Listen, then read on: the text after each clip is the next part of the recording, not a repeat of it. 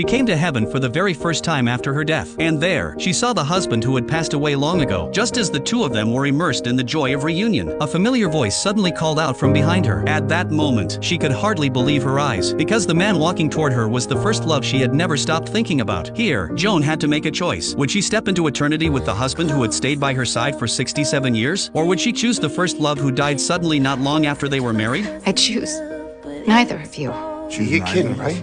Joan and Larry were like most married couples. Their life together was filled with arguments and compromises. But through all of it, they shared years of quiet happiness that felt ordinary, yet warm and real. Now, however, Joan was terminally ill. She and Larry had already reached a silent understanding. After today's party ended, they would finally tell everyone the truth. Because today was also a special day for the family. They were about to welcome their great-grandchild into the world, and everyone had gathered for a creative gender reveal party. The family placed a note inside a balloon. The color of the paper would reveal the baby's gender. But just then, Joan's youngest granddaughter discovered something in the basement. It was an old photograph, yellowed with age. When everyone gathered around to look at it, they realized it was Joan's wedding photo with her first husband. He had been a soldier, and during those war-filled years, he died on the battlefield. Even after all these years, that memory remained a quiet wound deep in Joan's heart. Larry was curious about the man in the photo. He leaned in, trying to take a closer look, but before he could see clearly, a butterfly cookie suddenly got stuck in his throat. Just like that, Larry died without warning. The roaring sound of a train echoed in his ears. Larry slowly came back to consciousness. When he opened his eyes, he was standing on a train, and he looked like a middle-aged man again. Before he could understand what was happening, an announcement suddenly blasted through the speakers. The volume was painfully loud. His ears rang with sharp pain. He quickly removed his hearing aid. As the train pulled into the station, Larry was shocked to see that almost everyone around him got off. Still confused, he followed the crowd into a massive station. He tried asking people nearby for help, but their responses only made things more confusing. Hi, can you help me? Your AC will be with you shortly. Are you an AC? Yes,